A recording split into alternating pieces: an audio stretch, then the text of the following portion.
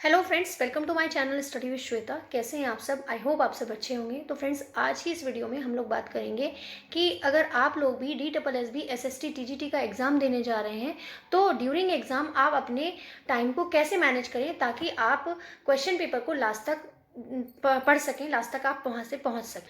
साथ ही साथ हम लोग बात करेंगे कि हर एक सेक्शन को आप कितना टाइम जो है दें ताकि आप लास्ट तक पहुंच सकें।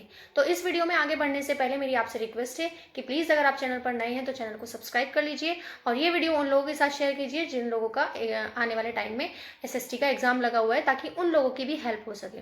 तो चलिए ज़्यादा बातें ना करते वीडियो स्टार्ट करते हैं।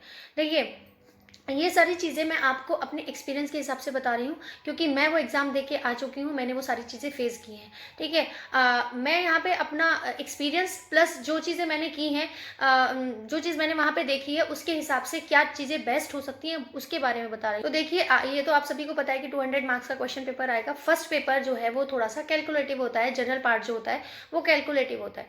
तो सबसे पहले उसी की बात करते हैं।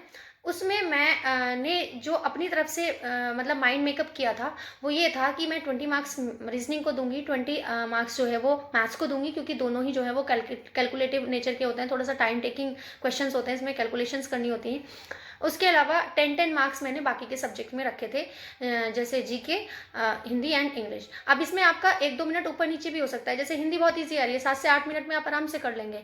जीके में भी ऐसा ही है कि अगर करंट अफेयर भी आ रहा है तो अगर वो आपने पढ़ा है तो आता है, नहीं आता है तो नहीं आता है, सिंपल सी बात है। तो आप 7 से 8 मिनट में इधर आप 20, 21, 22 भी कर सकते हैं, अकॉर्डिंगली आप जो है वो कर सकते हैं। लेकिन मैक्स टू मैक्स आपको 65 से 70 मिनट्स में, 65 से 70 मिनट में आप अपने पहले पार्ट को निपटा लीजिए, ज़रूर से ज़रूर। इससे ज़्यादा अगर आप टाइम देंगे फर्स्ट पार्ट को तो आप जो है सेकेंड पार्ट पर नहीं पहुंच पाए, मतलब सेकेंड पार्ट के लास्ट क्वेश्चन तक नहीं पहुंच पाएंगे। क्योंकि जो हम लोगों ने PYQ देखे हैं, चाहे वो 2018 के हों चाहे वो 2021 वाले हों, उससे इस वाले पेपर का अगर हम कंपेयर करें तो 2025 वाला जो क्वेश्चन पेपर आ रहा है, इसमें जो है आपके स्टेटमेंट वाले क्वेश्चन बहुत आ रहे हैं। ये जो आपका 2025 वाला क्वेश्चन पेपर है उसमें जो है सिविक्स का वेटेज थोड़ा सा ज़्यादा देखा जा रहा है, और सिविक्स में जो है आपके लेंदी लेंदी स्टेटमेंट वाले क्वेश्चन आ रहे हैं। क्वेश्चन टफ नहीं है, क्वेश्चन ईजी है, ईजी टू मॉडरेट की कैटेगरी में आप क्वेश्चन को रख सकते हैं अगर आपने पढ़ाई की है तो। क्योंकि क्वेश्चन NCERT से रहा है और जो आपको टॉपिक दिया गया उसी के अंदर से आ रहा है, उसी चैप्टर के अंदर से पूछा जा रहा है, लेकिन आपको लेंदी लेंदी स्टेटमेंट को पढ़ना, देन समझना और फिर उसको बेस्ट अप्रोप्रिएट आंसर टिक करना।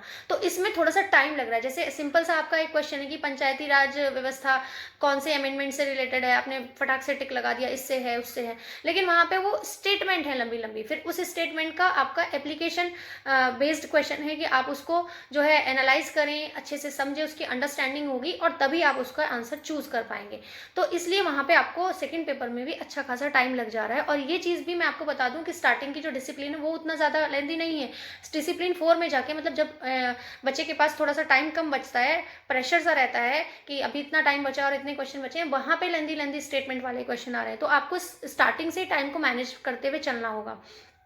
एक चीज़ और कि जैसे अगर आपने 20 मार्क्स रीजनिंग को दे दिए हैं और 20 मैथ्स को दे दिए हैं, तो अगर आपको आते हैं, क्योंकि रीजनिंग और मैथ्स कुछ बच्चों की जो SSC वगैरह की प्रिपरेशन करते हैं उनकी बहुत अच्छी होती है, प्रैक्टिस भी अच्छी होती है, तो अगर आपके 20 में से 20 हो पा रहे हैं तो ठीक है। और अगर आपके 20 में से 20 नहीं हो पा रहे हैं तो आपको सारे क्वेश्चन नहीं करने, 200 में से 200 क्वेश्चन नहीं करने।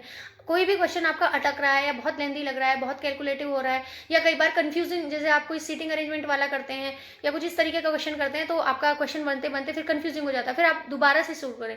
तो दोबारा से उसको शुरू करने की आपको ज़रूरत नहीं है, आप उसको स्किप करिए, आगे बढ़िए, क्योंकि आपको 200 के 200 क्वेश्चन नहीं करने हैं। अगर आप ये सब करके चलेंगे, अपने ईगो पे ले जाएंगे कि नहीं ये क्वेश्चन तो मुझे आता है और ये तो मुझे करना ही है, ये इस टाइप के क्वेश्चन तो मैं कर लेता हूँ। कई बार देखिए हम घर में बहुत सारी चीज़ें कर लेते हैं, वहाँ पे हमसे नहीं हो पाता है, हमारा माइंड उतना नहीं चल पाता है। तो यही तो कंपटीशन का एक मतलब यही तो कंपटीशन है कि वहाँ पे आप अंडर प्रेशर होके कुछ चीज़ें जो आती हैं वो भी आप सिली मिस्टेक कर देते हैं। इसीलिए आपके मार्क्स जो है, कितना भी आप सोचें कि हम पूरी एक्यूरेसी के साथ कर रहे हैं, तो भी आपके कुछ ना कुछ सिली मिस्टेक की वजह से कुछ नंबर्स कटते हैं।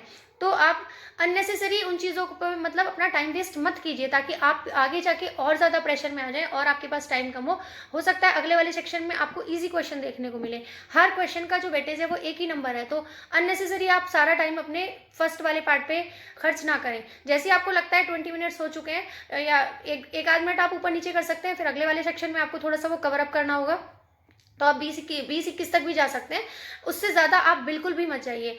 मैं आपको बता रही हूँ कि जो भी चीज़ें हैं आपको लग रहा है बहुत कैलकुलेशन है, मैथ्स में भी सेम। मैथ्स में देखिए बहुत टफ लेवल की मैथ्स नहीं आ रही है, ईजी मैथ्स आ रही है, बस थोड़ा सा कैलकुलेशन में टाइम लगता है। तो टाइम मैनेजमेंट जो है वो DSSB का सबसे बड़ा जो है चैलेंज होता है DSSB एग्जाम का, कि बस आपको टाइम अगर आपने मैनेज कर लिया और लास्ट तक आप पहुँच गए, तो आप बहुत सारे बच्चों से तो वैसे ही आगे हो जाते हैं, क्योंकि बहुत सारे बच्चे तो लास्ट तक पहुँचते ही नहीं हैं।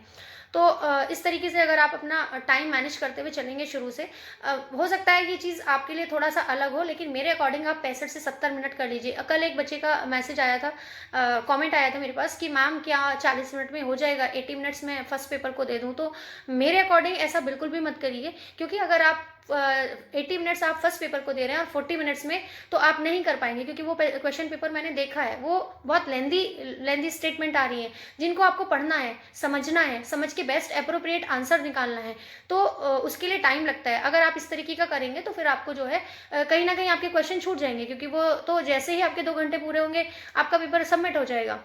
तो बस इस तरीके से आपको स्टार्टिंग से ही अपना टाइम मैनेज करना है।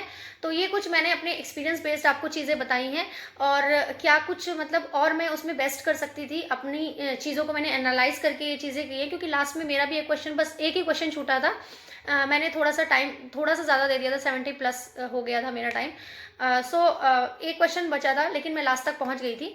तो इसीलिए ये सारी चीज़ें मैंने अपने एक्सपीरियंस के हिसाब से बताई है, जो चीज़ें मैंने वहाँ फेस की हैं उसके अकॉर्डिंग बताई है, और मैं क्या बेस्ट कर सकती थी उस पर। तो चलिए, अगर आपको वीडियो थोड़ी सी भी हेल्पफुल लगी हो और लगा हो कि हाँ सच में मैंने आपको कुछ चीज़ें जो जो क्वेश्चंस आपके दिमाग में आ रहे थे, जो डाउट्स थे, उनको सॉल्व करने की कोशिश की है, और सच में लगा है कि हाँ ये वीडियो आपके लिए हेल्पफुल है, तो वीडियो को लाइक कीजिए और अपने उन फ्रेंड्स के साथ भी शेयर कीजिए जिनका आने वाले टाइम में SST का एग्ज़ाम लगा हुआ है, ताकि उन लोगों को भी थोड़ी सी क्लैरिटी मिल सके कि किस तरीके से एग्ज़ाम को वहाँ पे हैंडल करना है, किस तरीके से लास्ट क्वेश्चन तक पहुँचना है। चलिए, इस वीडियो में इतना ही, मिलते हैं एक और नए वीडियो में। तब तक के लिए आप पढ़ते रहिए, मुस्कुराते रहिए, और चैनल पर नए हैं तो चैनल को सब्सक्राइब कर लीजिए। Thanks for watching.